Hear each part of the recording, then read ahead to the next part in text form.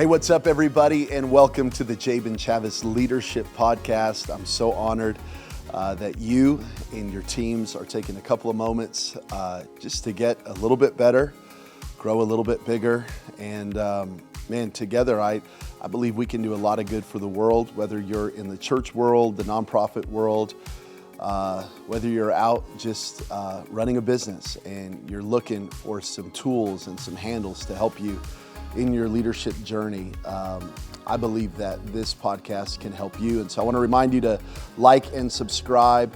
And if you do, show this to your staff. If you have a staff meeting where you're using this content, man, take a picture, give us a shout out on Instagram, social media, so we could see it. We just want to celebrate with you. And if there's anything that I can do to be a resource to you, I would love to answer any questions and just be in your corner. Very excited for you and your future, for your organization's future. So we're about to get into this. I also want to thank Launch Sunday, who's our sponsor. If you have any printing, signage needs at all, make sure to check out launchsunday.com. They are incredible. Also want to thank Omar and the video department. I'm filming here in Las Vegas at Omar El Takori's studio, and it is next level. We literally have people flying in, even at the end of this month where I'm filming, that are going to be doing some podcasts here. People from all over the country use this studio. And if you just want to level up your video, or you want to actually come out here and film content, Omar's your guy. So make sure to check that out. I want to talk about leadership from the lens of Caleb today. And I want to look at one verse of scripture from Numbers chapter 13. The Bible says that Caleb said, "Let us go up at once and take possession of the land, for we are well able to overcome it." Such a short little verse. Let me read it one more time. Caleb said, "Let us go up at once and take possession of the land. We are well able to overcome it." And I want to talk about being a Caleb leader. You know, I remember back in 2020, our church was 2 years old and the pandemic began. And I realized in that moment that I was going to have to become a leader, that I couldn't just be a preacher, or I couldn't just be kind of a face of an organization. I couldn't just be even in our world, a prayer warrior. I was going to have to lead. And so I really began to make that shift into leadership. You know, John Maxwell says he believes everyone can be a leader. And I think there is some truth to that. I think there's a lot of truth to that, that even if that's not your natural first go-to strength, you can choose to lead, because leadership really is, it is just influence. It is the ability to help and to serve and to bring people into what God has called them to do. And I kind of have another definition, working definition of leadership, and it's this: that leadership is the conviction that what you do is important. So anyone can be a leader because anyone can have a conviction that what you do is important, and a skill to ask others to join you in that important work. So I want you to think of leadership as a skill and a conviction. It's head and it's heart. It's spiritual and it's natural. It's something that you can ask God to give you, but it's also something you have to develop.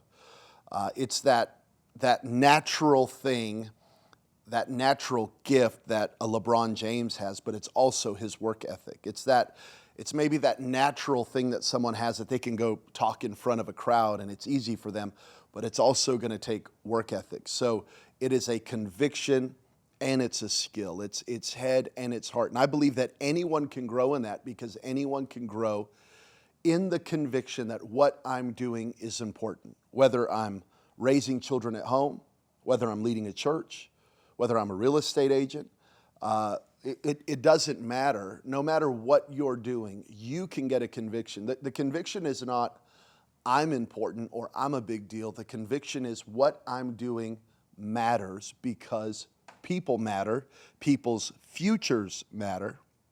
And so every social media post, every song, every volunteer, every outreach we do, every sermon we preach, every team meeting we have, it's all important because what I do matters for the kingdom of God and for the people that God has entrusted me with. And then it's this skill to bring others along. It's this ability to recruit. It's this ability to bring people in. You know, Pastor Craig Rochelle from Oklahoma City says, it's not that the people won't, it's that we have not led them to.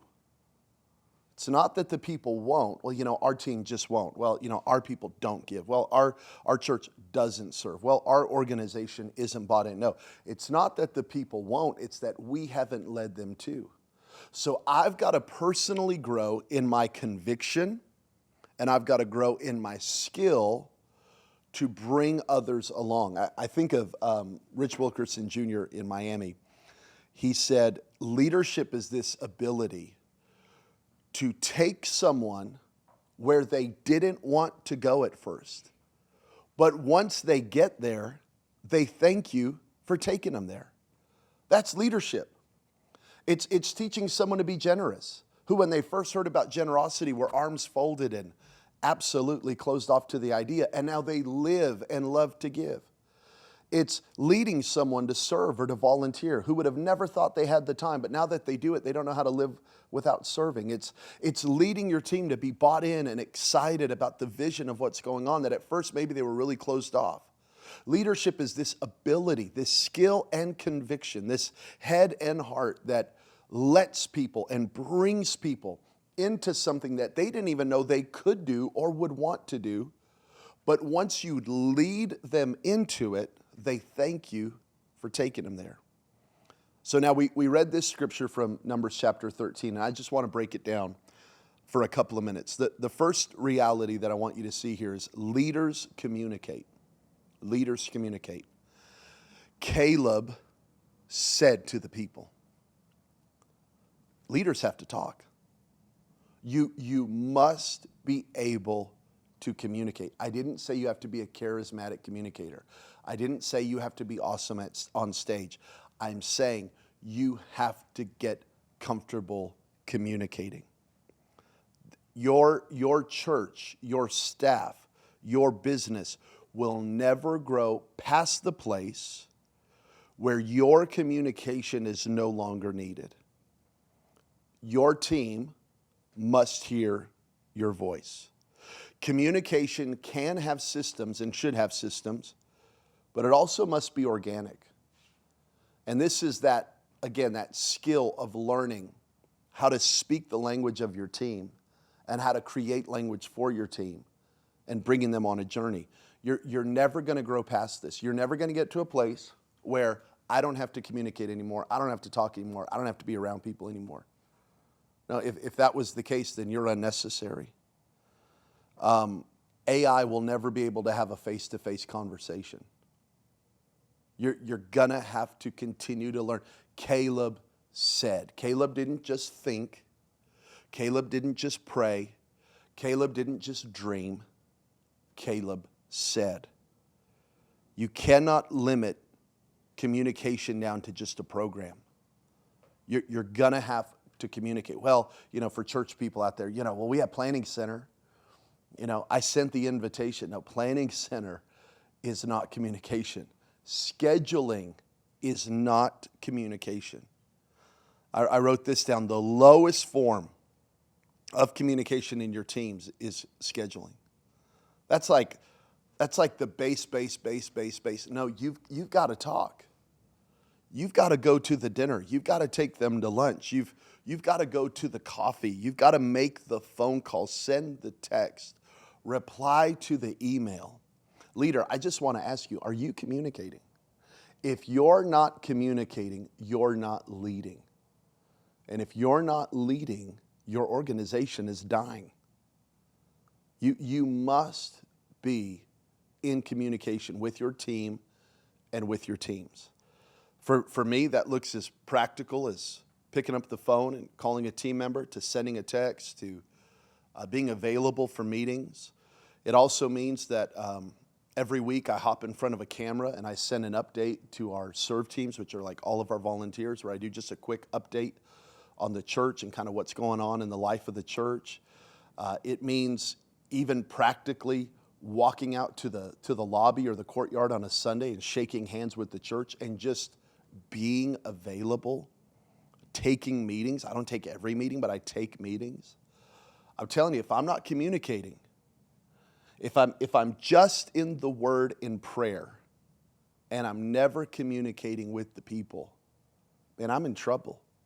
And I think sometimes, for us, we can watch stuff like this or we're watching other leaders and we're going, yeah, but so-and-so said this and so-and-so said that. And yeah, but, usually we're hearing that from leaders that are at such a high level. They're leading tens and tens of thousands of people. That's not true for most of our experiences. I love Andy Stanley's quote, do for one, which, the thing you wish you could do for all, and just do the thing that only you can do. I love that. I can't wait to do that. But I'm not there yet. I'm 6 years old. Our church is 6 years old. We're portable. We're not there yet where I can only do the thing that I can do. We're too young for that. I'm still in the weeds. And I think that's important maybe for you to hear. You can never grow tired, grow weary of communication. Because if you're not communicating, you're not leading. Leaders communicate. Number 2, leaders unite. Caleb said, let us. So he didn't just say, he united. Let us. Let us. Involve people. Talk to people. And grow the circle of involvement. Grow the circle of involvement. When people have bad attitudes, bring them in and unite. When people are down and discouraged, bring them in and unite. When people are throwing out subtle negativity, bring them in and unite. Let us.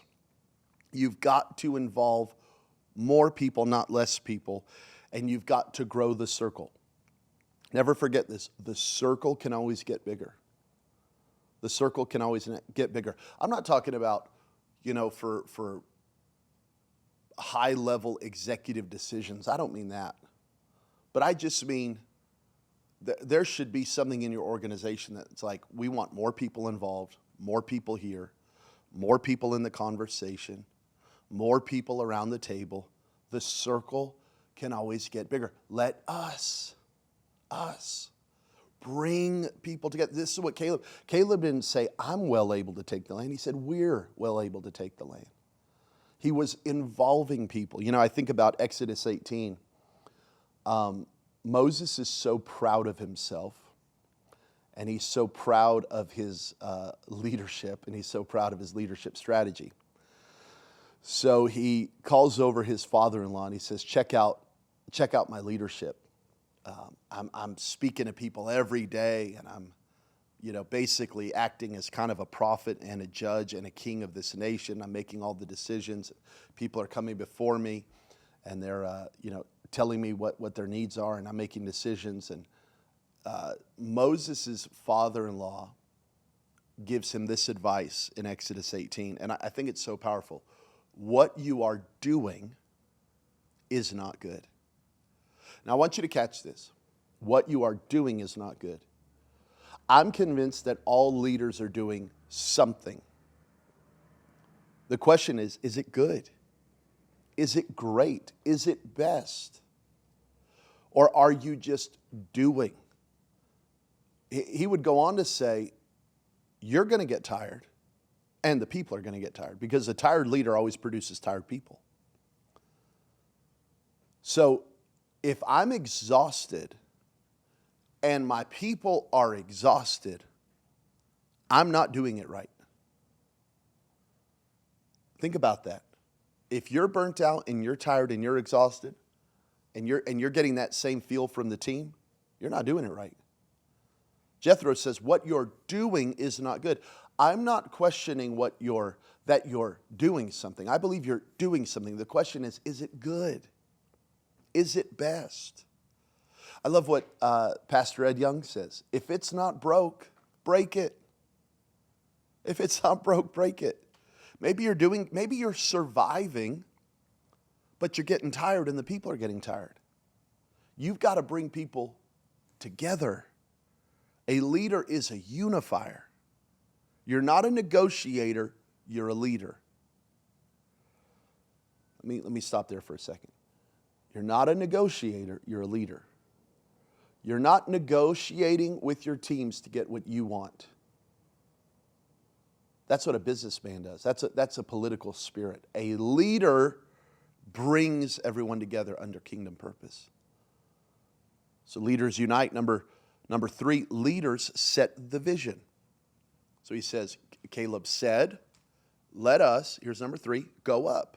Leaders set the vision, go up. This is where we're going. This is where you fit. If you need just a little working definition of vision and mission for your church, for your organization, this is where we're going. This is where you fit. You're a real estate agent. We're going to sell $20 million this year. We're going to sell $3 million this year. We're going to sell, for some of my friends, $100 million this year, okay? That's where we're going. Here's how you fit. Here's the strategy. Here's how we're going to get there. Here's how we're going to, I met with a pastor for a couple of days this weekend. He came in just to hang out. They're running about 500, and I said, here's the goal, 700 by January. Okay, not 1,500, not 2,000. Okay, don't be ridiculous. You're 500 on Sunday. Let's get to 700 by Christmas. Okay, that's where we're going. Here's where you fit. Serve team has to grow by this. Giving needs to grow by this. Sunday attendance needs to grow by this. This is where we're going. This is where you fit. Staffing, we got to make some shifts here. We got to give that guy a raise. We got to bring on this person. We just talk in practical. This is where we're going. This is where you fit. Leaders set the vision. Vision is what could be. Vision is what should be. I love that Caleb even said, let us go up. Now, if you think about the promised land, it was in the valley. It was below. And yet he created vision that was, let us go up. Right? Like, let's not go down to the valley. There was even something about like, let's go up into all God has for us. It's just, vision is about tone. Vision is about spirit. Vision is about excitement. You must create a vision for the ministry and the people. Vision is the faith picture for the church and a faith picture for their personal life. So you're doing two things as a communicator and as a leader. You're giving people the vision for this is where we're going as an organization, but this is where you can go individually as a part of the organization. Right? So like we have some business guys in our church right now where I'm telling them, you can be under this umbrella and win. You've got a passion for this, and that. And you can do that here. And 1, I'm not going to be intimidated by it. 2, I'll cover it. 3, I'll pray for it and bless it. But then you can take that thing and that thing can explode under this thing. That's vision. So now they have a vision for where City Light's going, but they also have a vision for where they're going. Right? It wasn't just that Israel was going to take possession of the promised land. Caleb was going to get his mountain. Do you see that? There was a organizational win, but there was a personal win. This is the power of vision, that everyone can win. What are we doing? What could we be doing? Where are we going? How are we getting there? Let us go up. How do you fit? How do you communicate this? What's your role as a giver, as a serve team member, as a Sunday attendee, as a person on staff? Where do you fit? These are the kind of questions that you need to wrestle with. And I don't want to break this down too much because I want you to go wrestle with God about this and figure out, am I under visioning the people? Think about this. Maybe the reason you're under-resourced is because the people are under-visioned. Let me say that again. That's strong language. Maybe the reason you feel under-resourced, man, why aren't the people giving? Why can't we break the 500,000 a year barrier? Why can't we break the 2 million a year barrier? Why can't we go to the next level numerically? Why can't we go to the next level on our serve team? Why can't we go to the next level financially? Maybe you're under-visioning the people. And you've got to create a compelling vision born by the Spirit of God. You can't just make something up. You can't just talk big. We're going to go to 20 campuses in 20 days. No, that's not what we're talking about. But we are talking about a God vision. See, Caleb could point to it and go, that's where we're going. Let's go together. And the people could join him. Number 4, leaders set the pace. Caleb said, let us go up. Check this out, at once. Leaders set the pace, at once. We set the tempo, the temperature, and the pace for the ministry.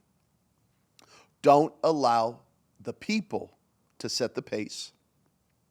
Don't allow the people to set the temperature of the ministry.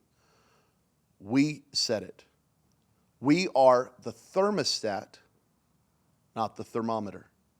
We set the temperature of the team, temperature of the culture, temperature of the meeting, temperature of the vision. We set it. We set the tempo. See, here's what you need to know about Caleb and Joshua. They wanted to go. No one else wanted to go. And again, leadership is that ability to take a group of people where they don't want to go. And that is a challenging and yes, even frustrating part of leadership. It's like, man, I know where we should go, and I know where we're supposed to go, and I believe we're going to get there. But man, the people, and so you're setting the pace. You're setting the temperature. You're continuing to push the vision. Number 5, leaders release courage. Caleb said, let us go up at once. Number 5, we are well able. We are well able. Leaders release courage. How do I release courage? In courage. To place courage into a people. We can do this. We're well able. God is with us. The people are crying out, we are grasshoppers. Caleb cries out, we are able. The people are crying out, there are giants in the land. Caleb cries out, we are able. The people cry out, there are walled cities. Caleb cries out, we are able. The people cry out, the land devours its own. Caleb cries out, we are able. And if you can stay positive enough, long enough, you can turn a group of people. You can turn that ship. I'm absolutely serious. Listen, if you can stay positive enough, long enough, you can turn the culture of that team and organization. I'm not talking about just like smiling and just like, but there's actually an element of just like, no, we got this. We got this. We got this. And I'm telling you, you keep pushing. And those who can't go with you, don't go with you. Right? Isn't that what we see in the story? That generation couldn't make it, but their children could. So when you have a strong vision and you have a strong culture and you have a strong message, those who can't go won't go, but then those who can go will. And most importantly, you will. Because Caleb and Joshua actually got to inherit the message of their leadership. See, it wasn't just that the people had the wrong view of God, they had the wrong view about themselves. The people said two things that were damning. One, they said, God brought us out here to die. So they had the wrong view of God. Two, they said, we're grasshoppers. So they had the wrong view of themselves. And I would even say three, they had the wrong view of their enemy. Because they said, and that's what the enemy thinks about us. All three were wrong. One, God didn't bring them out there to die. He brought them to bring them into the promised land. Two, they weren't grasshoppers. They were well able. Three, the nations in Canaan did not see them as grasshoppers. They were terrified of them. Get over to Joshua 6. Joshua was tightly bound up because of Israel. Jericho, was completely shut up. They were terrified. So think about that. God's brought us out here tonight. No, he hasn't. We're grasshoppers. So no, you're not. Our enemy thinks we're grasshoppers. No, they don't. And it was Caleb and Joshua, and specifically Caleb here in the text, saying, we're able. We got this. We could do this. We're going to make it. God is for us. And he was. And everything that Caleb said, Caleb got. Everything that Caleb wanted and believed that God was leading them into is exactly what God did. And that's the Caleb leadership model. And I believe that you can begin to change the tone and the language of your organization, your culture, and your ministry. And you can start seeing this. Start with the teams. Start with the volunteers. Bring it to Sunday. And I believe you'll see a change in your ministry and in your organization like never before. You'll see it. I feel like now I've been, as I'm filming this, been pastoring 6 years. I feel like never before City Light feels and sounds like what was always in my spirit when we first planted the church. I just had to stay positive long enough to see it happen. All right, I love you so much. See you in a couple weeks.